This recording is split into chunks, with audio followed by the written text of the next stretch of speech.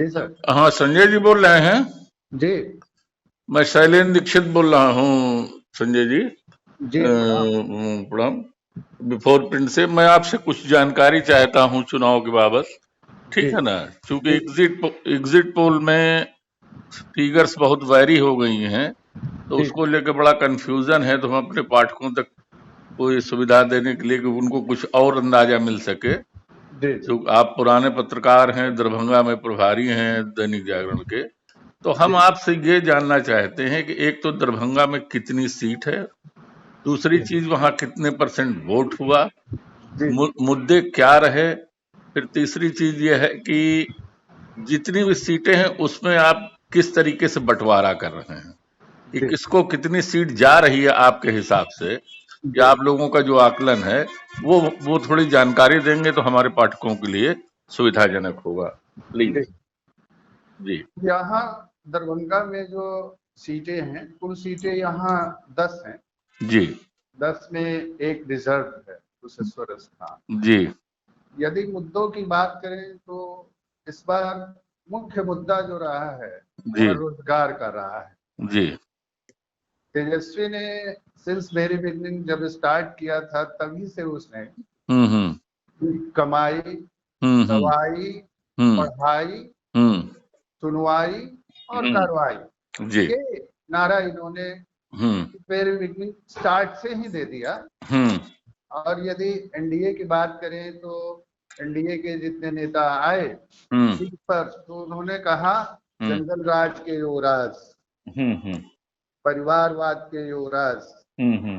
हालांकि mean time in लोगों ने भी रोजगार पर फोकस किया हम्म। और दनादन रैलियों के माध्यम से हम्म। लोगों के बीच अपना संवाद पहुंचाने की कोशिश की। हम्म। लेकिन तब तक जनता के बीच तो तेजस्वी तेजी से रैलियां कर रहे थे, हम्म। सबने देखा, हम्म। नेशनल मीडिया में भी छाए रहे वो।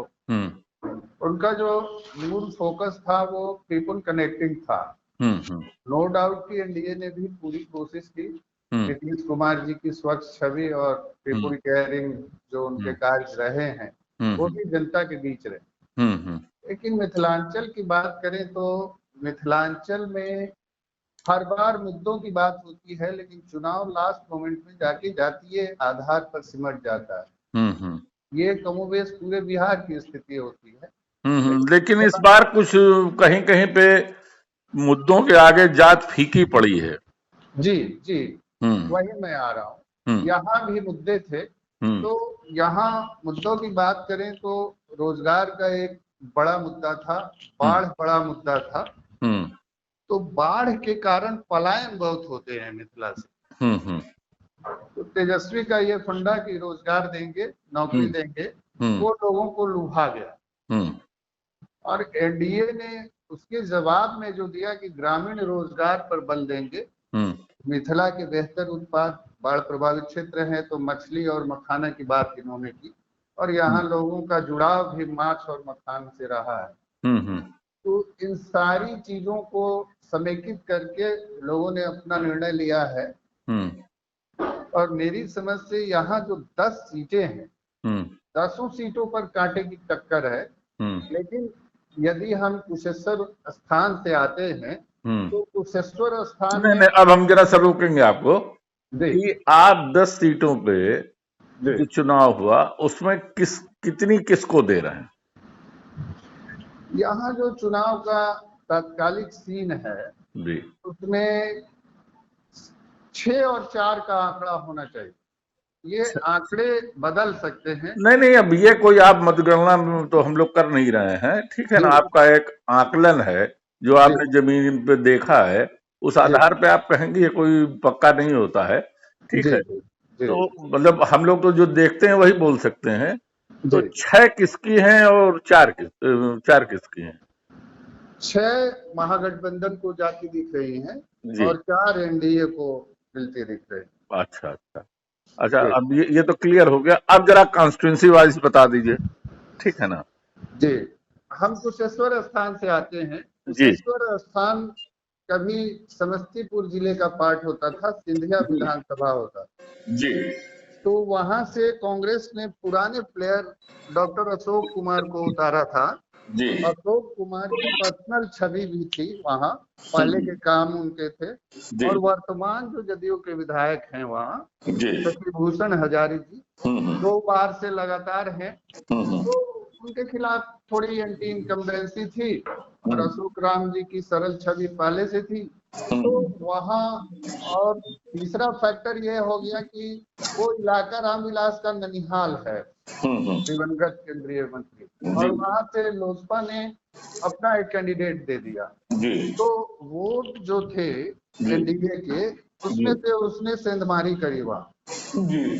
तो वहां कांग्रेस के अशोक राम भारी पड़ते अभी नजर आ रहे हैं। जी अलीनगर की बात करें जी। तो अलीनगर में वीआईपी को टिकट दिया है एनडीए ने, हम्म और वहां ब्राह्मण मतदाता जो हैं जी वो प्रभावी होते हैं। जी। वैसे वहां एमवाई समीकरण भी भारी है, हम्म। और आरजेडी ने बड़े होशियारी से वहां टिकट दे दिया विनोद मिश्र जी को। जी तो उसका प्रभाव पड़ा, और चूंकि अब्दुल बारी सिद्दीकी वहां से चुनाव जीतते आए हैं हम्म और उनका गृह प्रखंड भी है वो अलीनगर, तो हम्म। वहां आरजेडी बढ़त में है।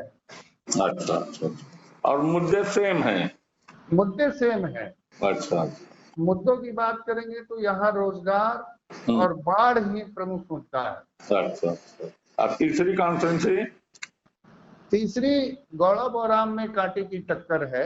जी वहां भी भाजपा के एक बागी उम्मीदवार हैं, जी वहां भी वीआईपी की ही प्रत्याशी हैं सवर्णा सिंह। जी और आरजेडी से जो कैंडिडेट है जी। वो एमवाई समीकरण के तहत है। और इस बार चुनाव का जो ट्रेंड रहा है, हम्म। इस बार मुसलमान और यादव वोटर एग्रेसिव रहा है, एग्रेसिव पोल उन लोगों ने किया है। हम्म जबकि एनडीए के जो वोटर हैं वो साइलेंट होते हैं, और हर बार की तरह इस बार भी। हम्म और एक कोरोना के कारण बहुत वोटर निकल नहीं पाए, लेकिन उनके वोटर निकले और बल्क में निकले। तो वहां कांटे की टक्कर। महागठबंधन के वोट निकले। हाँ, अच्छा वहां कांटे की टक्कर नजर आ रही। अच्छा।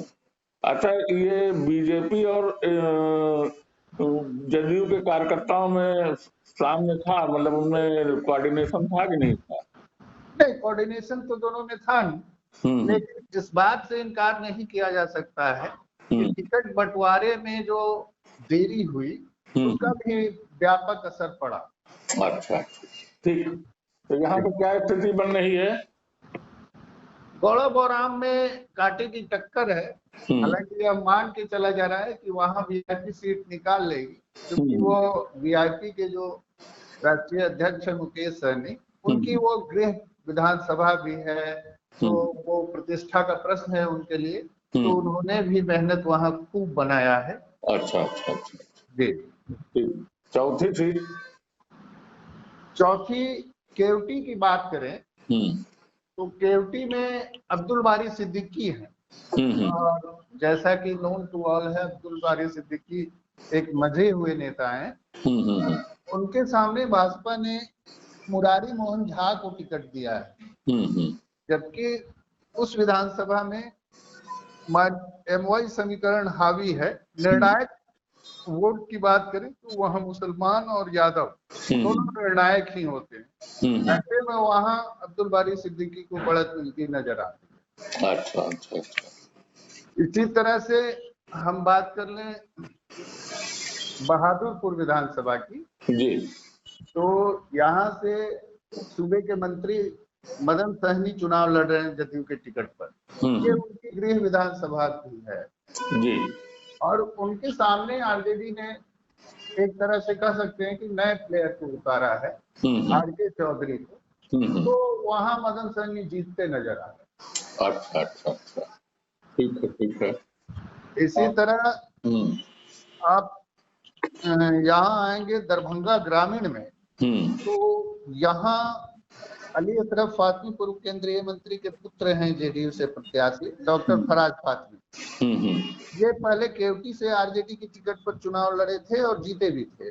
चुनाव से थोड़े दिन पहले इन्होंने जदयू को ज्वाइन किया था और ये यहाँ से दरभंगा ग्रामीण से इस बार किस्मत अपनी आजमा रहे हैं।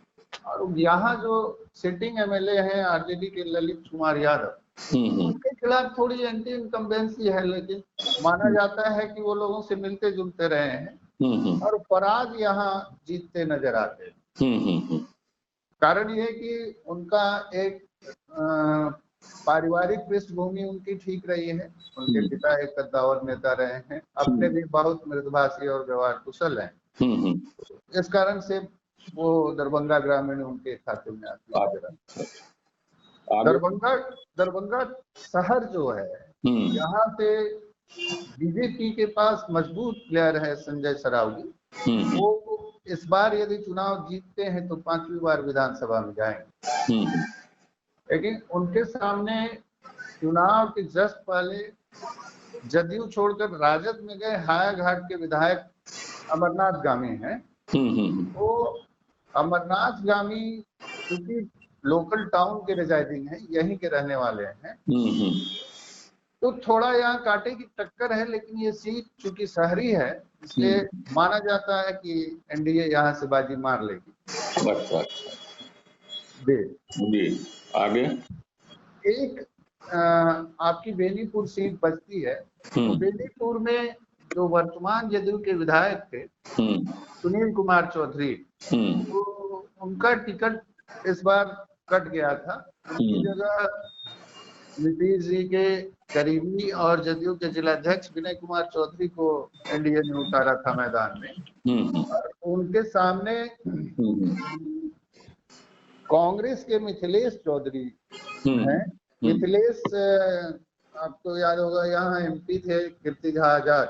तो कीर्ति झा आजाद के वो साले हैं और उनकी भी होल्ड है, कीर्ति जी की भी होल्ड है। लड़ाई वहाँ टफ मानी जा रही है। बीच में एलजेपी ने वहां से जो उम्मीदवार दिया है वो भी मजबूत बताया जाता है। और सबसे खास बात इस सीट पर है कि ये तीनों प्रत्याशी ब्राह्मण हैं और ब्राह्मण बहुल ये इलाका माना जाता है। ऐसे में वोटों का बिखराव यहाँ बहुत होता नजर आ रहा है। फिर भी जो हम लोग घूम रहे थे, कवर कर रहे थे, तो यहाँ विकास के नाम पर वोट दिए थे।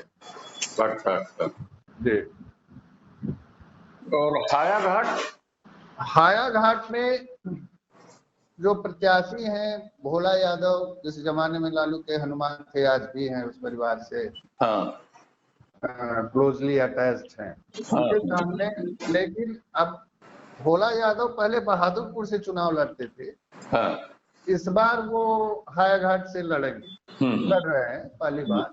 उनके सामने जो प्रत्याशी एनडीए ने दिया है वो वहाँ का लोकल रिजाइडिंग है रामचंद्र प्रसाद, और वो जमीनी नेता माने जाते हैं। और भोला यादव जी भी बहुत सरल और जमीनी नेता माने जाते हैं। दोनों के बीच कांटे की टक्कर है वहाँ। हायाघाट में चूंकि माली भी सक्रिय है, कांग्रेस के कैडर वो भी वहाँ है। यदि वो वोट ट्रांसफर करा लेने में भोला यादव एमओयू समीकरण के अलावा यदि उस वोट को ट्रांसफर करा पाते हैं तो वहां से वो सीट निकलती नजर आ रही है भोला यादव की। यही सीन है। भोला यादव जी निकल सकते हो तो ये तो महागठबंधन को जाएगी ना फिर। जी। तो अब 10 हो गई या कोई बाकी बची होगी? नहीं 10 हो गई सर। बहुत बहुत धन्यवाद आपका संजय जी, आपने इतना टाइम दिया। हमारे पाठकों को जानने को मिलेगा डिटेल में। बहुत बहुत शुक्रिया। अगर आपको हमारा वीडियो पसंद आया हो तो इसे लाइक करें, सब्सक्राइब करें और साथ ही बेल आइकन दबाना ना भूलें।